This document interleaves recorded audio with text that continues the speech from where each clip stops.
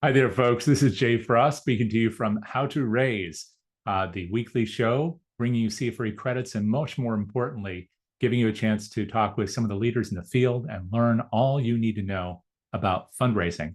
Of course, this series is brought to you by our friends at DonorSearch. If you want to know more about them, you can learn all about them at the DonorSearch website, which is at donorsearch.net, where you can also find information about your donors, which is pretty important to everything we do, and a complete catalog of everything we've done in the past couple of years in the Philanthropy Mastermind series, of which How to Raise is a part. If you're wondering where our slides went just now, it's because today's been a day of technical challenges, but it's not going to challenge us from bringing you two really terrific presenters today, one of whom will be live with us, the other of whom will be virtual. And in order to enjoy all that, I want to encourage all of you to not only sit back and enjoy, but to actively participate. So you can do that in two ways, which you would typically see in these slides, but I'll just tell you. The first of which, of course, usually found at the bottom of your screen, is the chat. And in fact, in order to make sure that's working the way we intend, please let us know that you're here. Just go ahead and say hello, maybe which part of the country you're from, or the world, which organization that you're with, maybe what you do. But please use that space for yourself, but also to let our guests today know that you're here and contextualize some of what they're going to share with you right now. And I want to thank, of course, folks like Brianna and Linda and Jessica, Lindsay, Danielle, John, Cheryl, Kara, Michelle. I'm missing half the names here, but I know you're here and I appreciate you. Thank you all for being here and for sharing also where you work, maybe which part of the world that you're in. All of that's very helpful, once again, not only to our presenter, in fact, but to all of you. So do keep using this space. Hello, Darlene. Using this space throughout today. It's a great way for you to share ideas and questions with one another. We also have, of course, the standard Q&A. You're also going to find that typically at the bottom of your screen. Please do use that heavily for your questions. We'll try to mine whatever we can out of the chat, but sometimes it becomes a little difficult when people are chatty, which I hope you will be. But the Q&A is definitely a space for you to list your questions and for us to draw them out at the conclusion of today's presentations, plural. If you're wondering what I'm talking about there, it's because we have two folks who will be sharing with you today. One of whom was our originally scheduled presenter, but unfortunately, due to a death in her family, Sarah Landman will not be here live with us today, but her content is here. And we'll be sharing a video sharing some of her knowledge and anecdotes in the world of millennials and philanthropy with you in the center as a centerpiece of a discussion today that's going to be led by a live guest. We're so pleased to have with us Jennifer Lehman. Jennifer Lehman, in case you don't know her already, is at the helm of Mission Advancement, a firm that we'll make sure you have a link to here, and you do want to look them up. She's been doing that work since 2007 with her husband and partner, Skylar Lehman. And today they serve, well, many organizations around the country with relationship-based fundraising, doing lots and lots of different things. And she's a rather humble person, in addition to being a person of extraordinary experience. And she said, I didn't need to say much in her introduction, but I do want to share a little bit, if I may.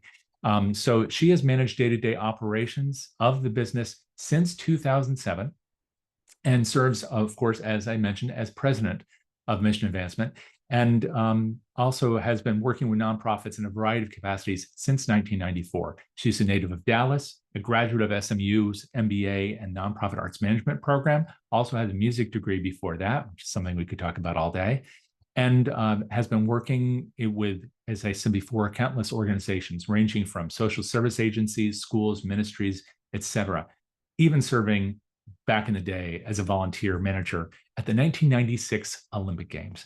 So it's really a pleasure to have with us Jennifer Lehman to introduce this content and share her own experience, and then also lead in the Q&A later. Jennifer, thank you so much for being here today.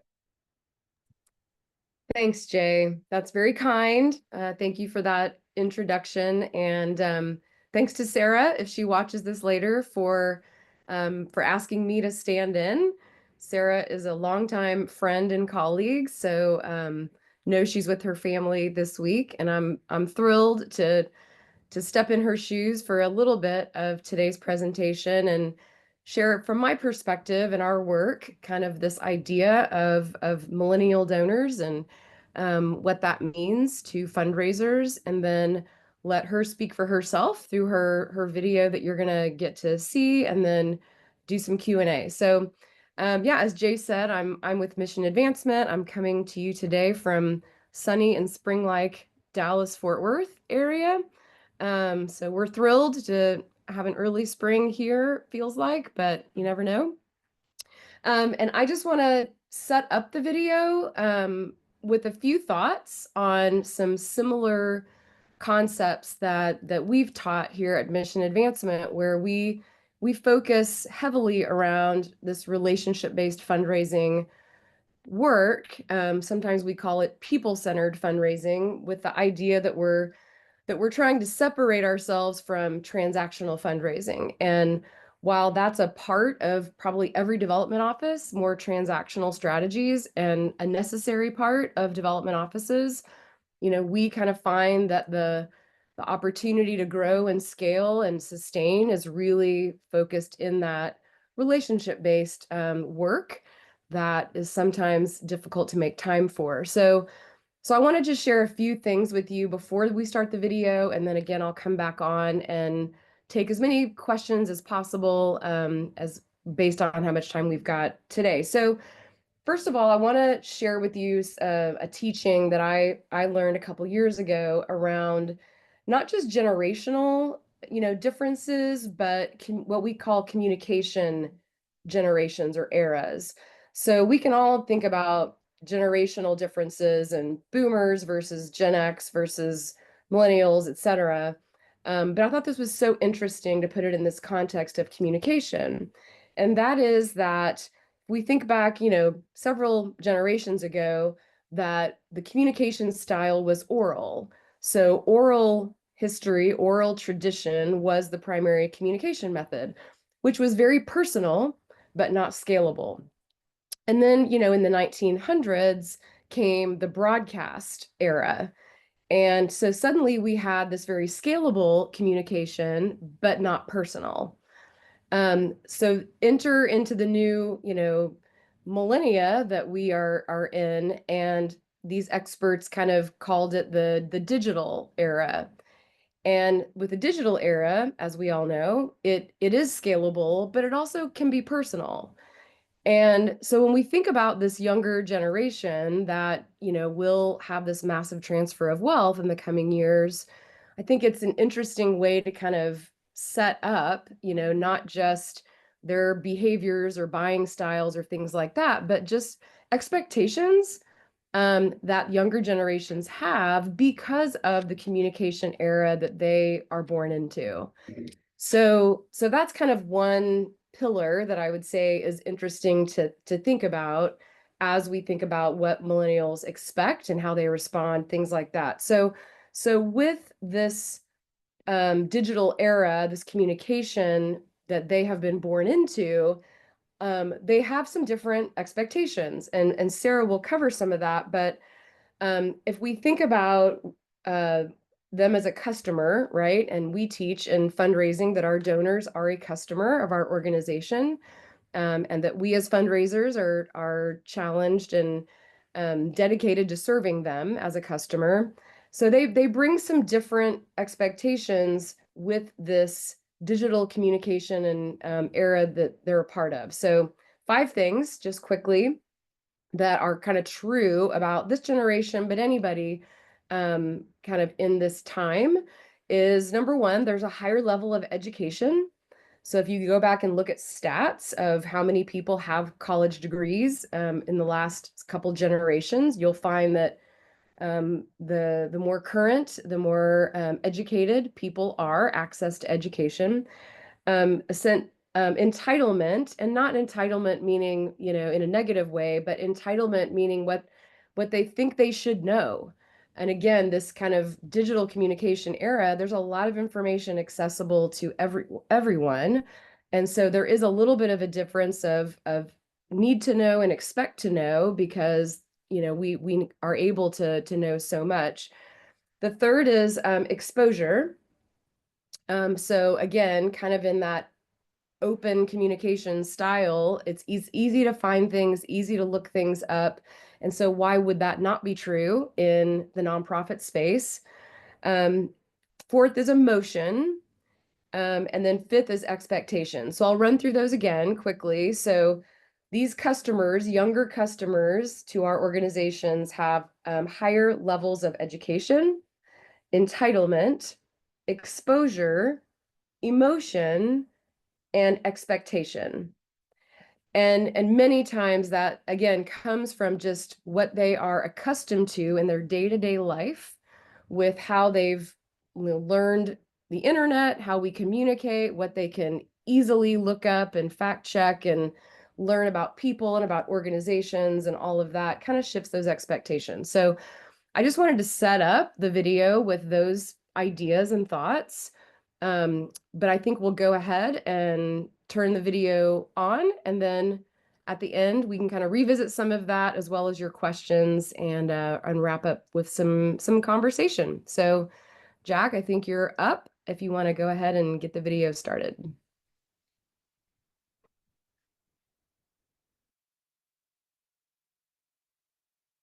I am the Executive Vice President of Insightful, and as Catherine mentioned, my background is in major gifts fundraising and consulting.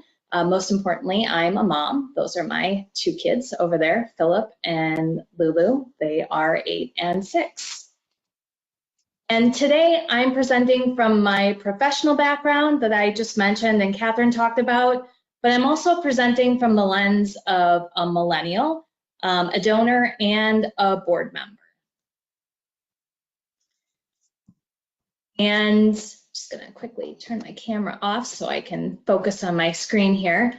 Why this topic? Why am I presenting on major donors? Well, a few years ago, I noticed some major communication and information gaps about millennial donors and experienced some misconnections with nonprofits personally, and heard a lot about peers experiencing misconnections with nonprofits, and nonprofits just not really understanding how to engage with this audience.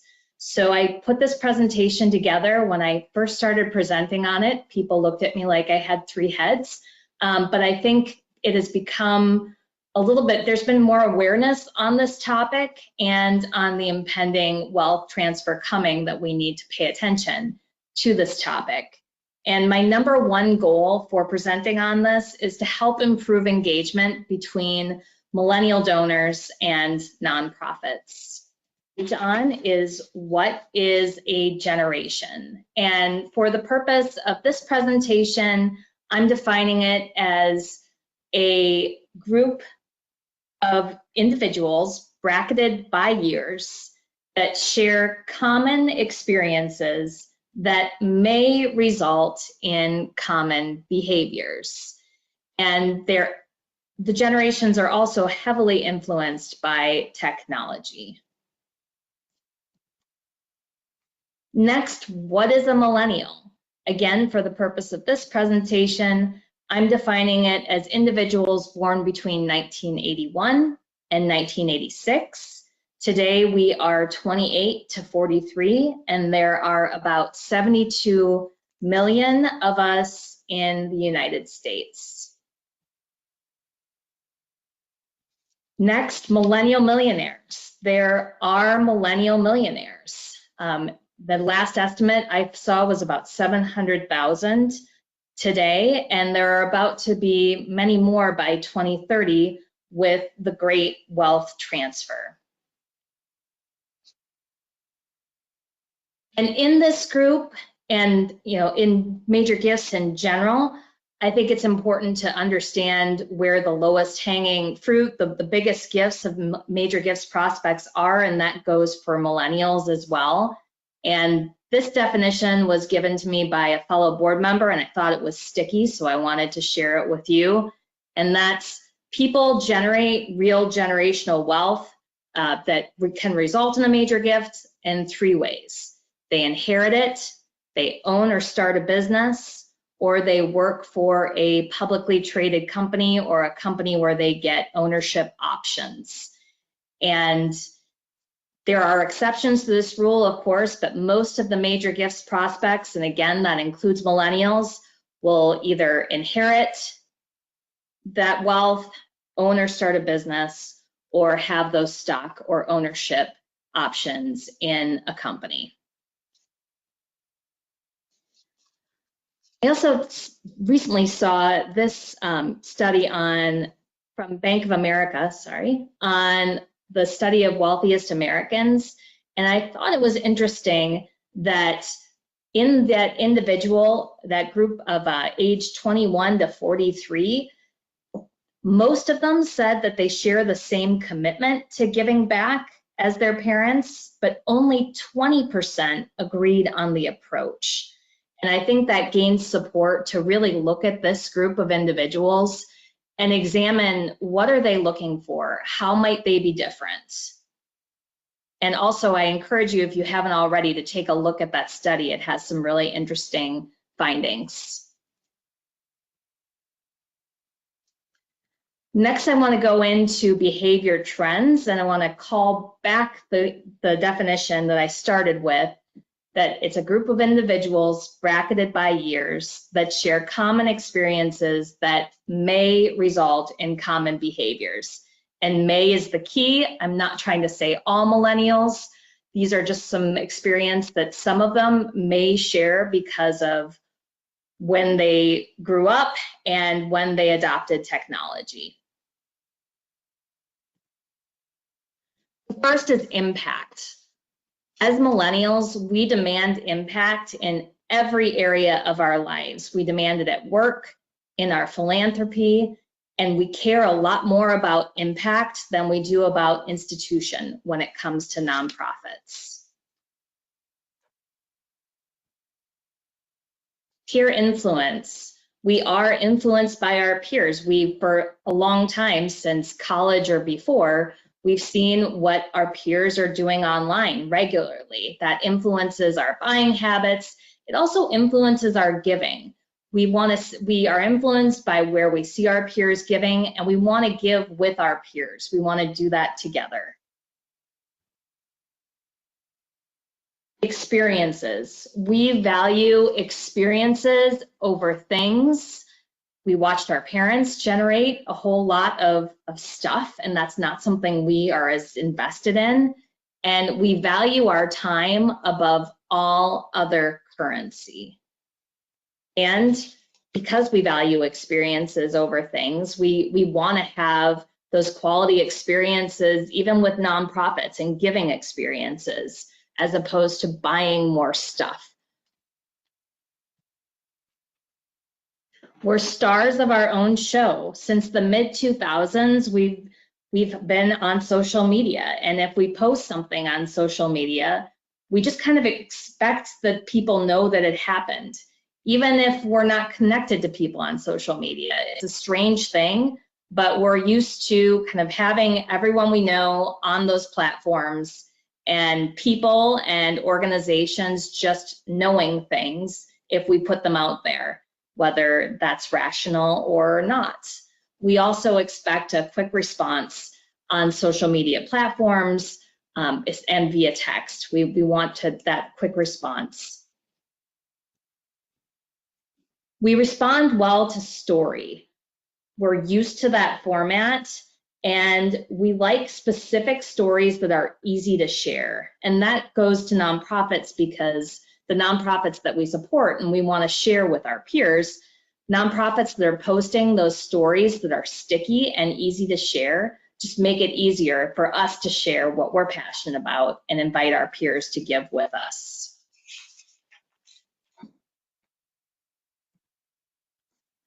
Customization. We love to customize things, and when things are customized in the approaches that people take with us. And we're used to being served messaging and messages that feel like they're just for us. This happens on Amazon, on Google, on Netflix. And we expect that nonprofits communicate to us in a way that shows that it's a customized approach, especially if we share things with the nonprofit. Like my favorite example is if we give to a humane society and we share and give to appeals that are about cats. We're more likely to respond to appeals that take that information and approach us in that way, as opposed to if the Humane Society is serving us appeals about dogs. That's a really simple example, but I think that really ties in when we share things about what we're interested in. We want to be served up and approached about those things, and not about things that we haven't shared and that don't feel like you know us. Work may look different for us than previous generations. Many of us have some type of side hustle. Some people do. Some people have a few side hustles that generate more than a C-suite position. And the number one reason a millennial leaves a job is because of bad leadership. They will leave to make less money, to work for a better leadership. And that ties into giving, because we expect the leaders of the nonprofits that we support to be good leaders, to show that genuine, authentic, strong, have those strong leadership skills. And if we interact with a gift officer, we want that gift officer to stay. I'll talk about that more later. But if leadership is bad and there's a lot of gift over turnover or turnover with the staff, that doesn't reflect well on that nonprofit. And that strong leadership is something that we expect. Retention. It may be harder to retain us than previous generations. We'll leave and we won't share why. We'll just leave if we don't feel like we're being appreciated, if we don't feel like we're being appreciated, and if we don't feel like the nonprofit we're supporting has that authentic connection with us, and if we don't feel like the impact is there. On the other side, if we are passionate about your nonprofit, we will be and the right things happen, we will be fiercely loyal, and we will share our experience with our peers and invite others to give.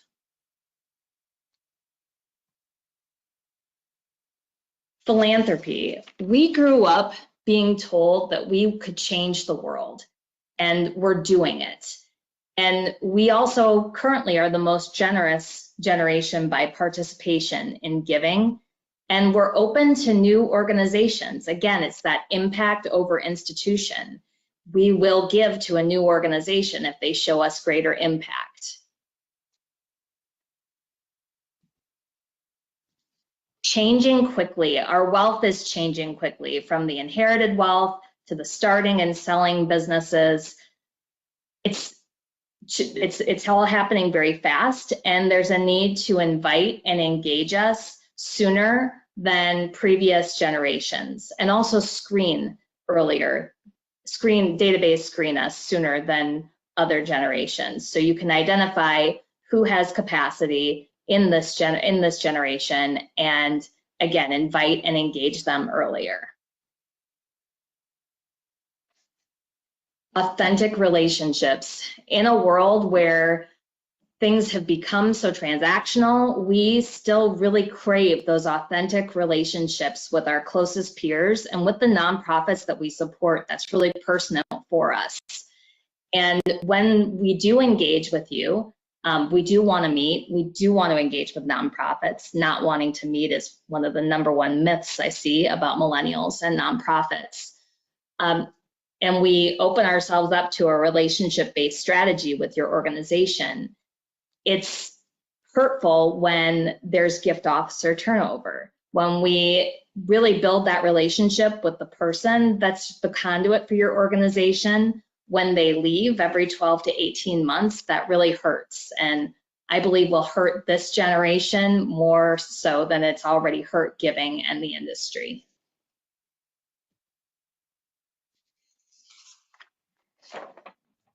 And the next part of the presentation is I want to share some findings with some interviews that I conducted with high net worth millennials.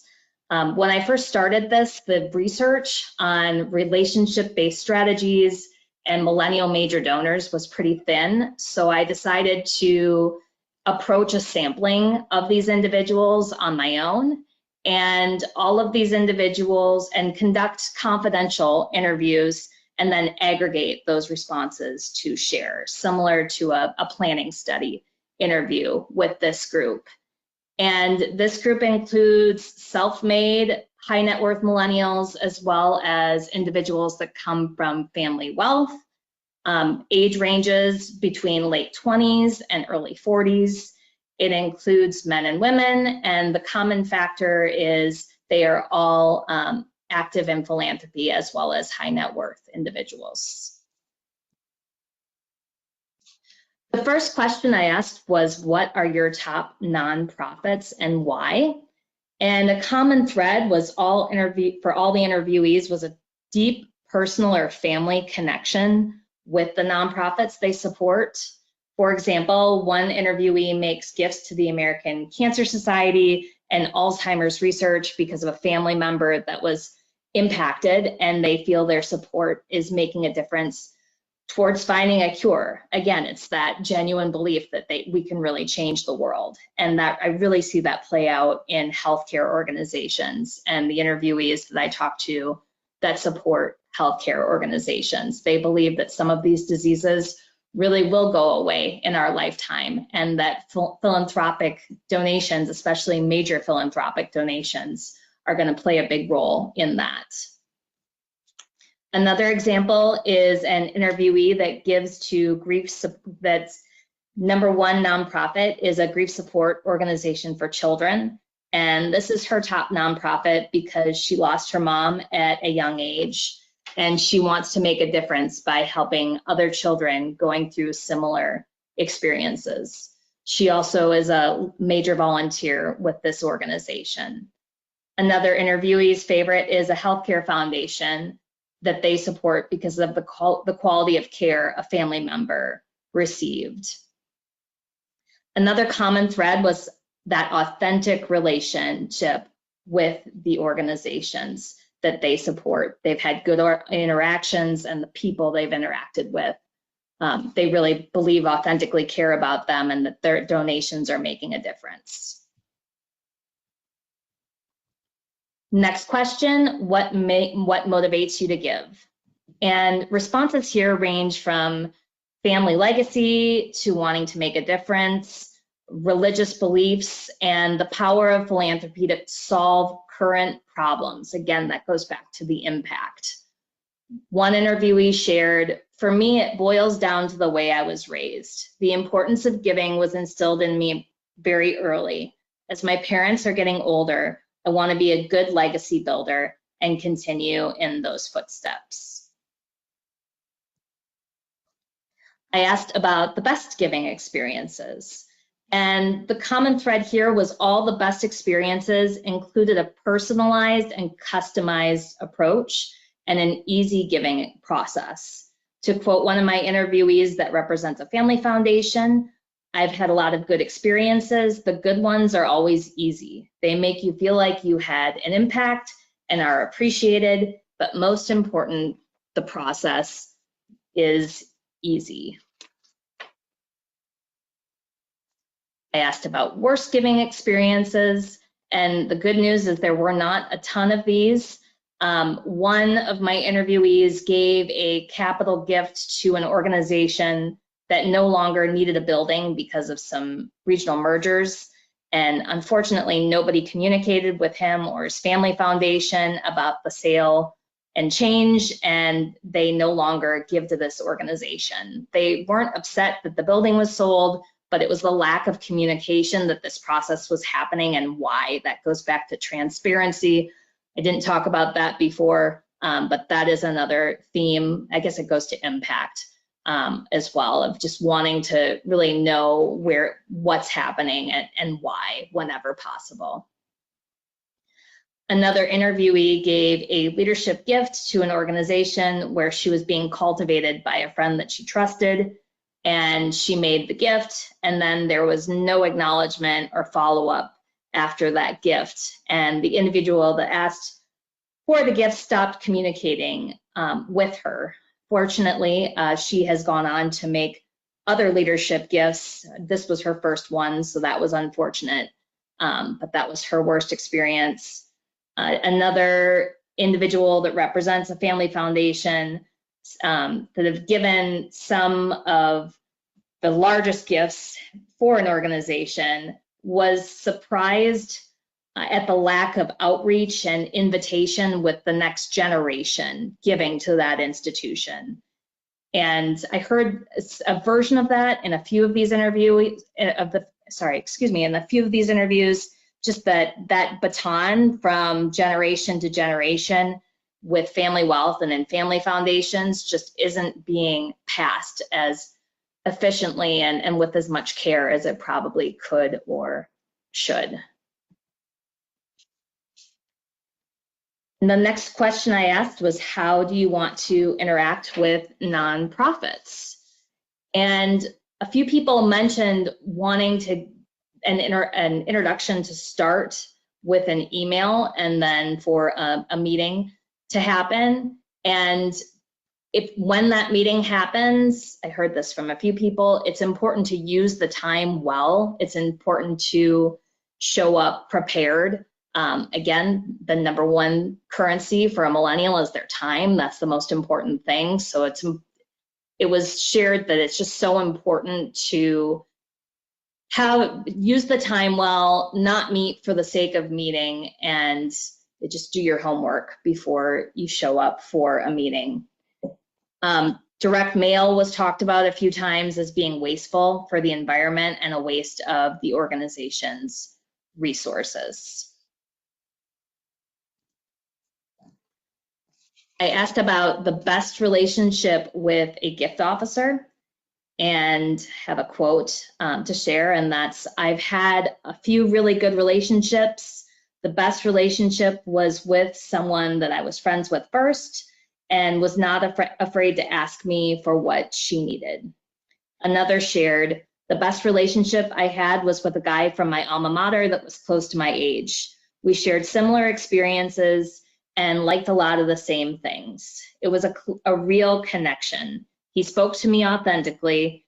He knew what I was interested in supporting and updated me on that.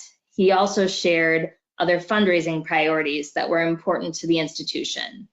He kept me informed about what other donors were doing, and that was helpful. We still keep in touch, even though he has changed organizations. Another shared, the best gift officers are the ones you can tell truly care about the organization they are raising money for. Next, I asked about the worst relationship with a gift officer. And one shared, a gift officer that was slow to acknowledge and at times did not acknowledge gifts. Acknowledging gifts is important. I really enjoy handwritten thank you notes. Another shared, gift officers are spending a lot of time with my parents. They're doing a little bit, but not nearly enough to get to know me and my siblings. As someone that understands wealth transfer, this is a big miss. These relationships need to be transferred more efficiently.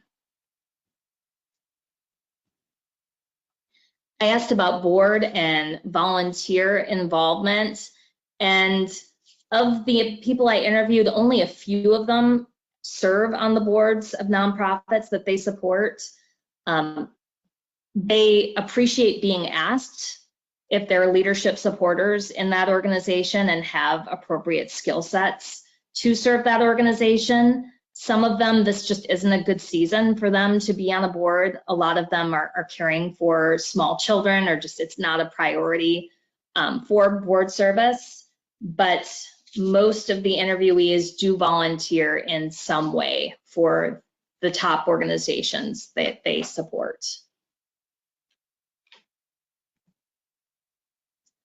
I asked how they felt about galas and special events. I got mixed responses here. Some of them do enjoy special events, but they want them to be unique special events. One shared that their favorite special event that they went to was a concert hosted by the organization, and it was just meant to be a really unique experience that they appreciated and enjoyed bringing peers to that concert to share the experience of the concert, and also it did a good job tying in the mission of the organization. Another interviewee shared that they enjoyed a special event that was kind of a national event that was an offsite for a few days, where they had access to people that they wouldn't typically get access to, and really were able to immerse themselves more deeply with the mission of that organization. And there's a general consensus that it's nice to have special events to invite peers to, so they can learn about the nonprofit. However, there is a dislike for the typical rubber chicken dinner auction format. I got a good amount of feedback that that's a tired format and not a great use of their time. Last question was, what do you want to accomplish with your giving? And common themes here are wanting to leave the world a better place and make an impact on people that really need help. A number of respondents shared that they weren't really sure what they want to accomplish yet, but they know they really want to make a difference where they can. And one interviewee shared, "I want to leave the world a better place. I feel there is an obligation of people that have means to find and support things they are passionate about. If I find something I like, especially if a friend is attached to it, I will support it. I want to see my friends succeed. I want to team up with others to make an impact. I'm not a philanthropic visionary yet. If someone else can convey their vision, I can be a passenger on that boat."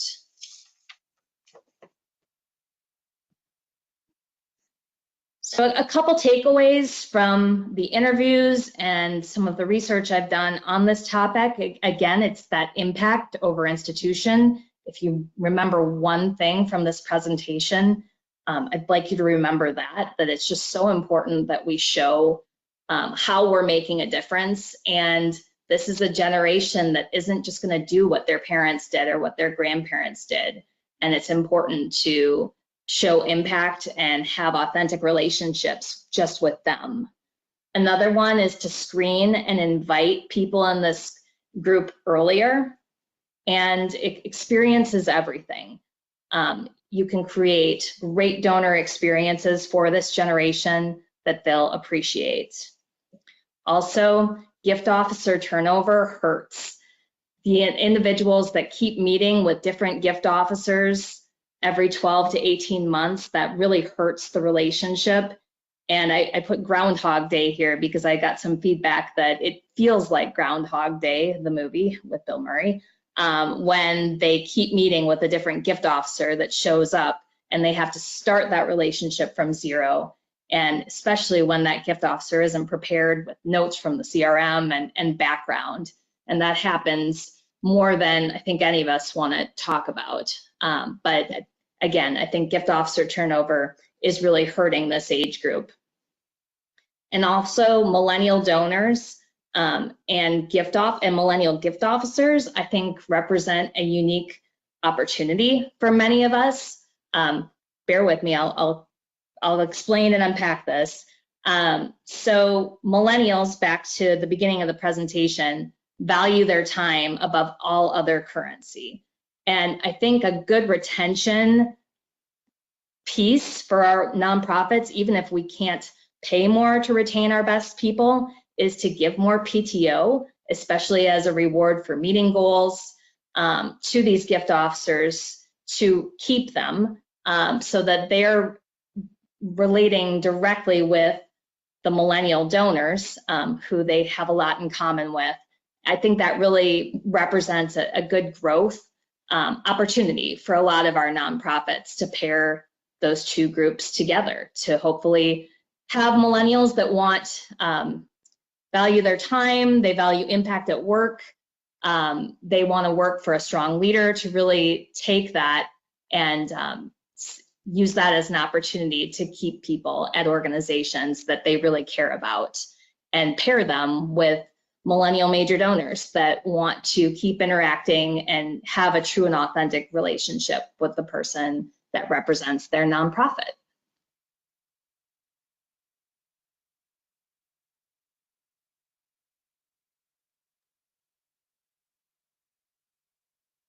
Jennifer, it looks like that's where we sort of truncated that end of that video. Typically, folks, what we would see if Sarah had been here with us live is that she might take some of the questions. But in fact, I think there are a couple things. First, we have the advantage of Jennifer to give her own insights here. So she'll be fielding a lot of that, plus speaking from her own experience. But we also have all the conversation in the chat. So Jennifer, I don't know if you've been watching that, but I love this. For those who watch this as a recording, and everybody will receive a copy of this, a recording will be posted to the DonorSearch site, to the YouTube channel, and an email will come to you with a link to it. So have no fear, that will come to you, as well as a slide with all the studies that were cited in this by Sarah.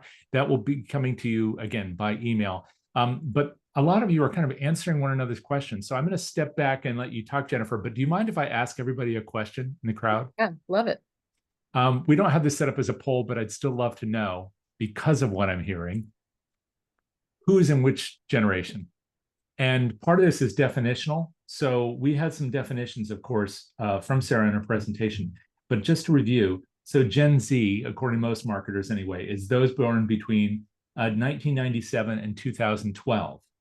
Millennials between, as she said in here, 1981 and 1996, also known as Gen Y sometimes. Gen X between 65 and 80, and then boomers between 46 and 64. If anybody's older than boomer, we are very happy to have you and your experience here. It's not too likely, but I guess it's not impossible. So if you could just let us know, and you're already doing it, thank you. We've got a good cross section. And I'm speaking as like the very last tail of the boom. I always think of myself as X because of that. So I don't know if you want to do the big reveal, but feel free to use this information as you address this. Yeah. No, this is great and fascinating to see the variety. We have some boomers, which is great. Linda said older than a boomer, so awesome. Love that. Lots of millennials and lots of Gen Xers, which would be my expectation, and a couple of Gen Zs. So a couple young folks, which is great. Yeah, and I'm a Gen Xer very much. I have kids who are in the millennial and the Gen Z categories, so I definitely kind of watch as a parent. I'm sure Jay, you could speak to that as well. Some of these trends. You guys have answered a lot of your own questions, which is great. I think your peers are a great resource for some of this stuff. But I would say that one of the questions in the chat was about the wealth transfer itself.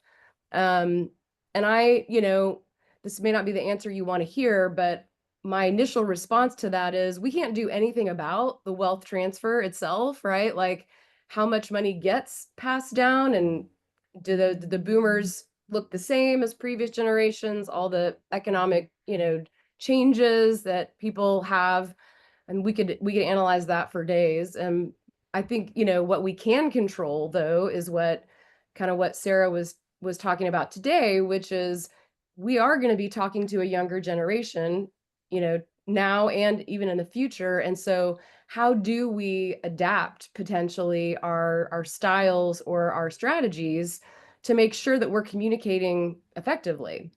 So there will be people with wealth. There already are. There will be some transfer. There will be people earning their own wealth. So there will be, monies available, even if it looks different than previous, generational transfers. So let's just kind of really focus on, the communication side. And, a lot of questions in the chat about social media and, the digital stuff, which totally appreciate. I could speak to it from my own family, but that's not relevant. But I would just say again, that's an acquisition strategy primarily, and today's probably not really about acquisition. It's more kind of like once you kind of have folks in your database or in your purview, what is the right approach to bring them closer, bring them deeper? So I think, a lot of what Sarah said about things like special events, and a couple of you commented on that, are really where you can roll up your sleeves in terms of questioning in a healthy way, like questioning your current strategies and are they reaching the right donor base? So if you haven't revamped your gala in 20 years, that's probably a fair question, to be asking, like, is our gala attracting the type of donor that we want? If not, what do we need to do to, think about ways to get this younger generation engaging with us outside of just transactional work?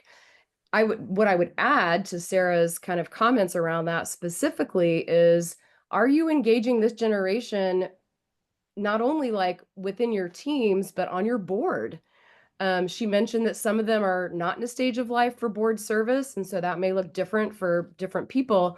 But even if they're not on your board, like having a task force or, a group of people that come together as volunteers to help you kind of brainstorm better ways to communicate and reach their peers, is by far the best source. So think of it as the old tried and true committee kind of model. But if you had a, millennial task force or some other group that said, hey, we want to engage and connect more with your generation, give us feedback. Because I think asking for feedback is not only like the best source, but also engages them as kind of problem solvers with you. So I would look for opportunities to engage folks in this demographic outside of just the traditional, mass marketing, whatever, but actually quality time to ask for their feedback and opinions on how you as an organization can do better with their generation, and maybe you'll gather some real ideas from that you could implement. We are getting a lot of comments about, I guess, not only how to find these people, and as you pointed out, sometimes that's acquisition strategy, but also how to engage with them on the platforms and the places that are meaningful to them, meeting people where they are, which is always, the heart of fundraising, I think, too. It's all about the relationship, but maybe it's become confused, not necessarily because of how old we are, but because of the different things that people engage in and how much they've been changing. So you point out the social media. Part of the breakdown is perhaps generational, like who's using TikTok, which is huge. I mean, it's the biggest social platform, but it's not necessarily one that everybody in our group today is using. But then a lot of people have talked about Facebook. Facebook isn't for me, that kind of comment. And then we're having the same kinds of discussion in the chat regarding special events. Special events are an opportunity to really engage with people, but not if people hate them. Are you hearing some generational differences in your work about maybe the way people have moved into and now moved away from potentially social media, but also events, especially post-COVID? For sure. I do think that post-COVID, people are just more choosy, both on the individual side as well as, corporate sponsors, all of that, for a variety of reasons.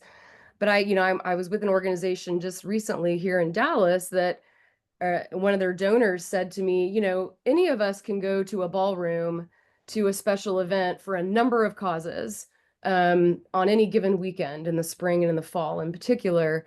And she was commenting on this particular organization, which has a beautiful, unique facility and program that is unlike any other organization in town. And so the feedback was, it's got to be special. It's got to be different, because the old model of the ballroom may still work for some older donors in particular, but certainly is not as attractive to their kids. And so the organization, it's a lot of work, quite frankly, to put on an event at their facility. So that comes with a whole different discussion about cost and staff and labor and all of that. But the donor's point was, you've got to be unique. You've got to stand out. So whatever those tried and true special event models are in your community, and I feel like communities have their own kind of personality in that way, to really wrestle with the question of, why is ours unique? Why is it different? How is it really mission forward? And are we attracting the donors that we are wanting to get to know better? And if we're not, then that's a really good, healthy internal conversation about, rethinking the purpose of your events, and being really clear that they are built for the purpose of engaging with a certain donor base that you want to reach and get to know better. So that's what I would say on the event side. Yeah, that seems to open a window also for other kinds of activities that people can participate in if they don't want to participate in an event. Do you have examples of that that come to mind, where that way an organization is open to both the people who've been there with them in the past, but also the people who might be with them in the future? Yeah. Well, I would just say that I work with a lot of organizations that are wrestling with this right now, and having some really hard conversations about, the sacred cow, right? Of, do we keep doing our gala? Mhm. So I do think there's a shift in some cases to smaller, more intimate gatherings, as opposed to the one big gala. I have an organization right now that's talking about doing a series of kind of intimate dinners on their property, in lieu of, one big event. So that's an interesting conversation to consider in terms of time, expense, all of that. But I do think that leaders are very much recognizing that they're going to have to do something in the coming decade, if they want, the next generation to truly engage. Whether it's, the ticket price, I think somebody commented here, it's outrageous for a lot of average people, so if it's a $2,500 entry, you are automatically removing a significant number of potential future donors. So if that's the model, then okay, but at least acknowledge that, hey, this is an event geared towards a very specific population. But if we want to do something geared towards a different population, we've got to think completely differently. And again, who is sitting in the room having this conversation with you? One of the things I think we do as a nonprofit, any business, right, is we love to sit around our own kind of conference tables and talk about what we think other people want, but we never kind of get outside the walls and actually ask them. Right. That was something that was talked about a lot here. And can you talk about some of the ways that you have done essentially what Sarah did for us in the presentation? She went out and she conducted a number of interviews. This is something I know that's important in lots of different feasibility studies, discovery studies, readiness assessments, et cetera. But just when we think about what are the best ways to meet people where they are, to find out what they're thinking, to really ask them, what are some of the things that you suggest? Yeah. Well, I think you can, like somebody mentioned, survey. And I think that's one tool that we all probably have in some form that can be a nice broad swath of, asking for feedback. In my experience, I think the better use of, time and effort is identifying a relatively small pool of people that kind of fit a demographic or a something, right, that you're looking at, and doing one-on-one, and whether it's 10 people, 20 people, 50 people, right, that's all about capacity and bandwidth.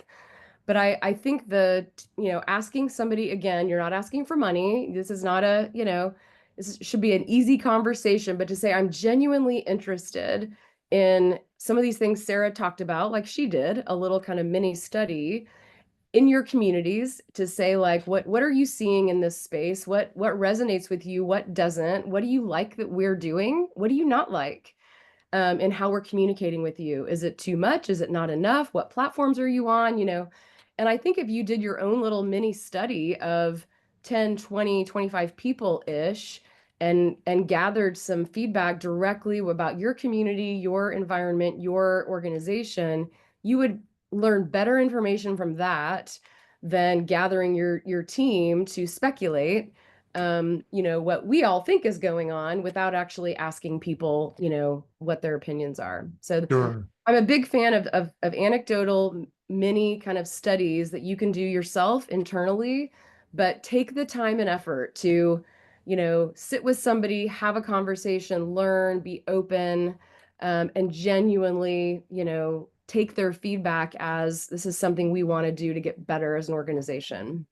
Are there impediments to this, to making sure that within our organizations? And the reason I'm asking is because everybody in this room is a different age, or they're different pockets of ages, but that means that there's always somebody younger. Mhm. And one thing I have seen repeatedly is people do have a sense that, well, I understand the world from my lens, whether they're 20, 40, 60, or 80, and getting them to think about what maybe a successive generation might think. Sometimes it's hard to say, well, let's open those curtains and go out and talk to these folks. What are some of the major impediments to that process, and how do you get leadership to take off the blinders and go and talk to some younger folks? Yeah.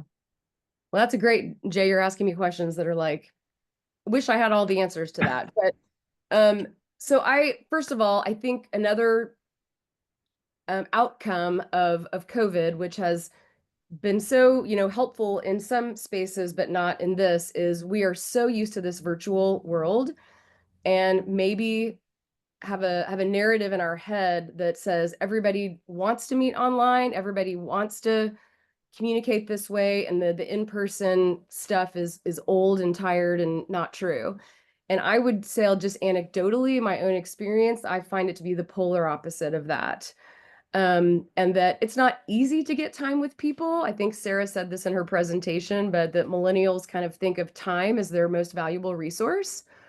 And I would say that's probably true across generations.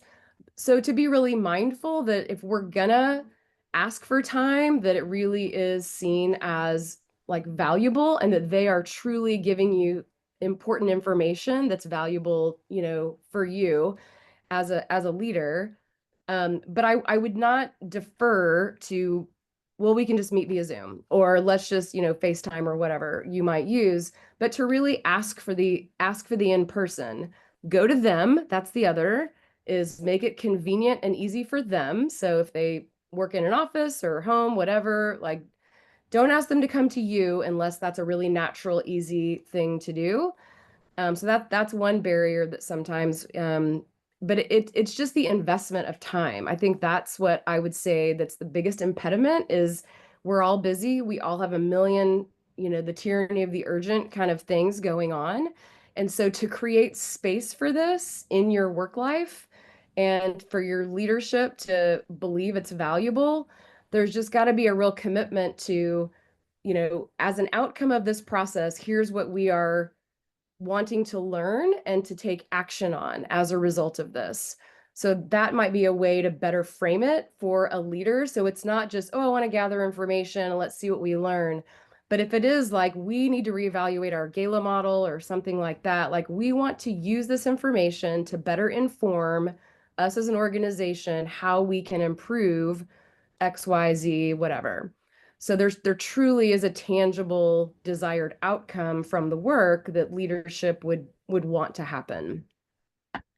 When we began today, you actually introduced us to these 5 E's, and I'd love to hear you talk about that again, kind of as a reprise, especially in the context of millennials and everything we talked about today. Before you do that, that would be a great way to close. I do want to just remind everyone who's with us right now live that there is once again an email coming to you with a link to this recording. There will also be with that, we'll try to include the list of references that Sarah had in her recorded presentation. I also just want to, for the record, thank Sarah for contributing today, as well, of course, Jennifer, for all the contributions you're making right now and giving us all this context and additional insight.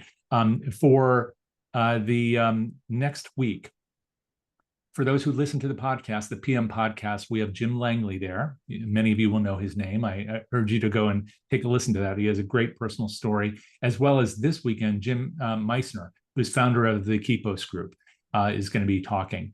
On Frontlines next week, we have Rusty Stahl of Fund the People coming back from the Foundations on the Hill, as well as Erica Wasdorp, who's the author of Monthly Giving Made Easy. That's all on Tuesday at 1.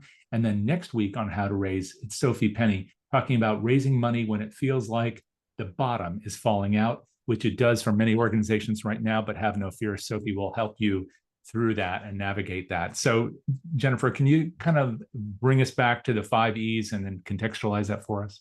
You bet. Yeah, happy to do it.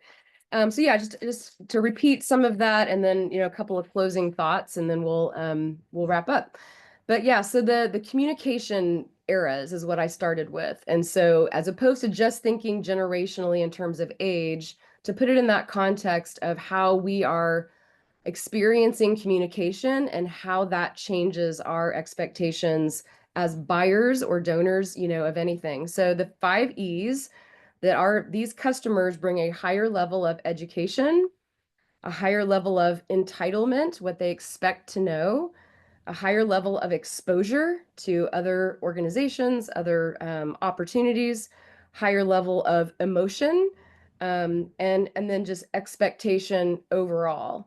So education, entitlement, exposure, emotion, and expectation. So those are the 5 E's that I referenced. And again, thinking about it from your own personal experience of what information is available out there, what we experience every day as consumers, and how that translates into our expectations within even the nonprofit community.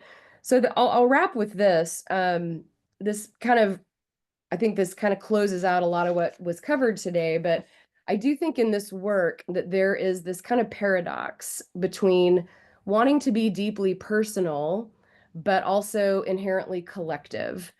And I think that's a kind of fundraising we all have experienced, because with any generation, right? But with these millennials, we talked a lot about they want impact over institution, right? We want stories, we want connection, we want transparency, all of that.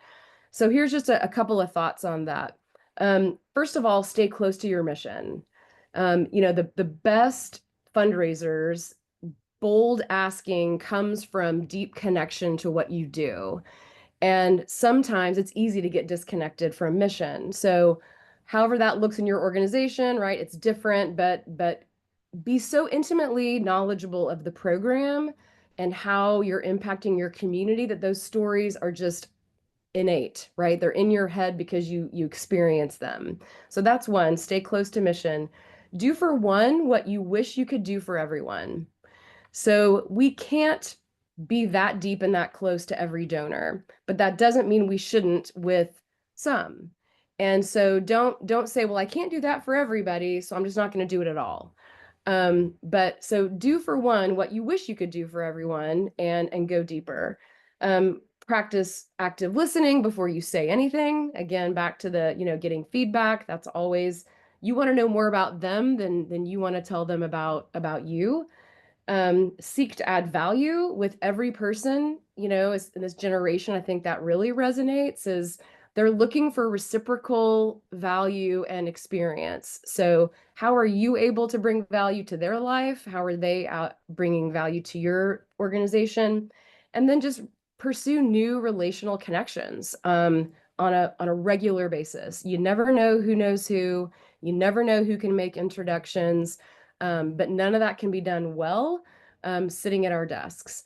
So, every opportunity to make a new connection in a space could lead to, introductions that you can't even fathom. So continue to be focused on that. There was a question here, I'll answer it quickly, about emotion. So look, the last 10 years, right? I think we can all say that people have become much more open about being emotional publicly, right? Whether it's platforms, whether it's even in person, there's a heightened sense with younger generations that emotions are on full display, that, people express emotions much more quickly and, without hesitation than older generations. So I think that's a pretty noticeable difference. If you have parents that, are mortified that, we react sometimes emotionally around things. So again, just being aware that there is an expectation that we tell the truth, we say what we think, we, aren't afraid of an emotional conversation, and that's a normal expectation for a younger donor. Jennifer, thank you so much for all of this. We really do appreciate this. How can people find out more about you and your work? Where can they find you? Yeah, you bet. So missionadvancement.com, pretty straightforward. That's our website, and you're welcome to reach out to me directly there, or any of our team members. We'd be happy to chat more about relationship-based fundraising. Thank you. Thank you so much. We really do appreciate your coming in here. And also our thanks to Sarah Landman, who was here with us in terms of content and in spirit. We do appreciate her and wish her well. I also want to thank all of you who are here with us live for this really awesome conversation. It really is meaningful. And I hope that you'll do us one additional favor, and that's to fill out the survey. The reason why we do that survey, even though surveys are imperfect instruments, is because it's the only way for us to know what you want to see and hear. Please fill it out, or just write me a note and tell me, because if you don't tell us, then we won't know what to program next week, next month, etc. My email address is jay@donorsearch.net, where you can find me on LinkedIn. Happy to connect. Just let us know what you want to see and hear. So until next time, take care, everybody. See you soon.